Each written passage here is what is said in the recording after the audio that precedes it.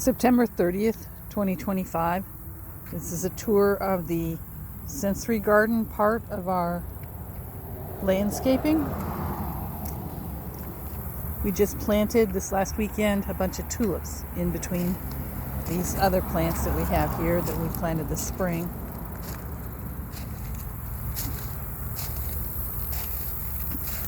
Here's this amazing butterfly bush that I didn't think would live. This is Big Bluestem grass here. And yes, that's an asparagus plant. They make such a beautiful fern, don't they? Planted a bunch of more tulips and daffodils in here. There's tulips planted next to the violets in remembrance and recognition of two little girls.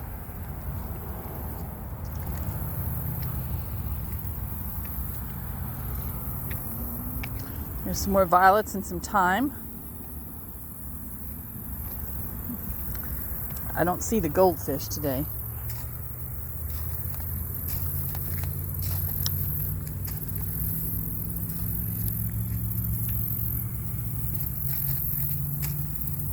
Machination. This stuff was all planted this spring. I'm really amazed at how well it's filled in. There's some wild strawberry plants. This is the switchgrass. I wish I'd planted more of the switchgrass over where the Big Bluestem is instead. This area here, I originally planned to put lilacs and other scented plants, but the children really like to look out this direction toward the railroad tracks. They're excited to see the railroad and when the train comes past. So we have a crossing just down over there. So we left this empty so we can just enjoy these beautiful rocks. These came from Arkansas and they are just gorgeous. I find fossils in them every time I'm out here. Here's one of our parking lot islands. Let me walk over there. Sorry about the lighting. 5 o'clock in the evening. These two islands we have are 100% native plants.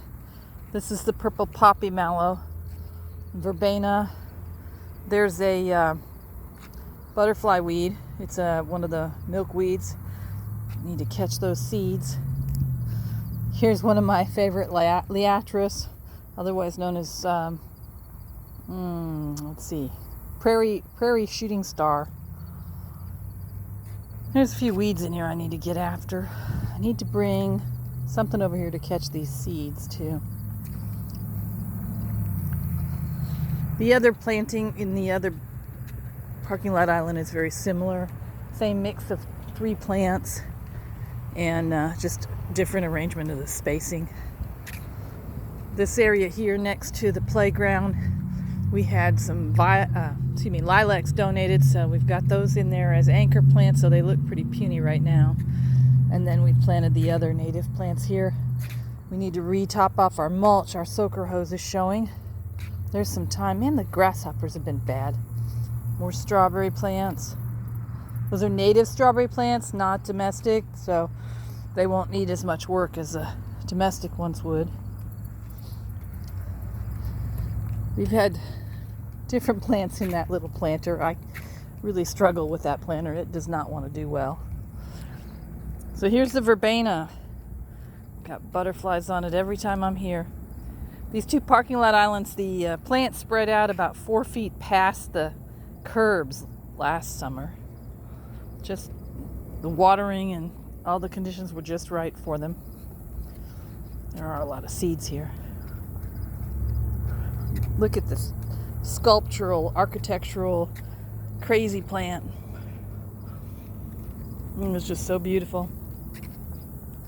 So our property adjoins the library property.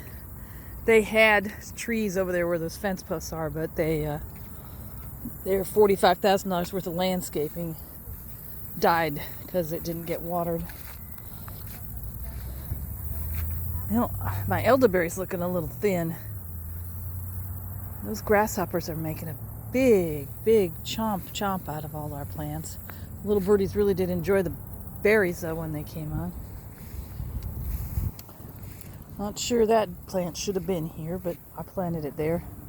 This is our crowning glory. I cannot wait to see this next year. This is a tulip tree. These things get really big. Plant it back here by our dirt pile. And hopefully we'll get to use some more of that dirt sometime soon and get this leveled out and make this a little prettier. Some more of our plantings. Some red bud, some 9 bark, and that dogwood. I think that's a dogwood. These trees and shrubs came from the Forest Relief Program. I will try to put a link to it down below so that anyone who's interested, it's for nonprofits. It's for the state of Missouri, and it provides trees and shrubs, native trees and shrubs, to nonprofits and schools and government places at no charge. You just have to go pick them up, order them far enough in advance, and go pick them up. This has been our troublesome spot. We've planted grass here multiple times. There was a landscaping service that was supposed to come out and put turf in. They never showed, despite getting paid. But anyway, and we had a problem with water runoff and stuff. So there's been several things got changed about this. We planned on a few more plants things here, but I think we're going to stick with this for now. We've finally had to have underground drainage. Takes the water off the roof, goes down here, and then goes back out by that elderberry plant.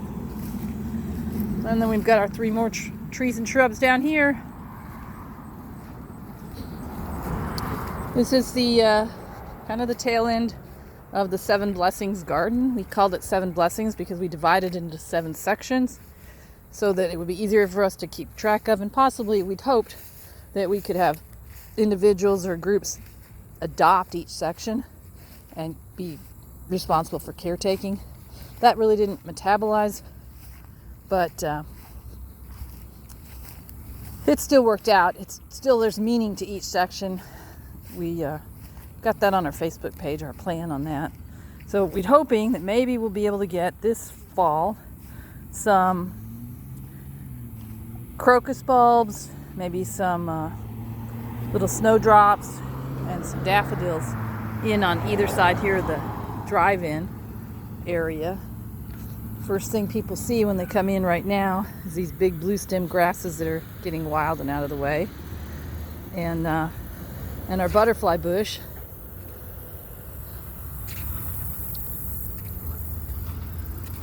Oop. These guys look a little peaked too. I'll have to go around here and see what's going on with some of these. I love this yarrow. I like the wild yarrow, but I do love the yellow. And there's a pastel variety too, different colors. And then, of course, the ever-present lemon balm. So prolific. And let's see, I didn't count to see how many sunflowers we had. This little space, we were going to plant tulips in there, but the timing was wrong whenever it was finished. And so I just popped some old sunflower seeds in here, and there were zinnia seeds too, but kind of overcrowded them. They're doing okay though. They're taller than me. Yeah. And I will conclude this tour here at the sunflowers.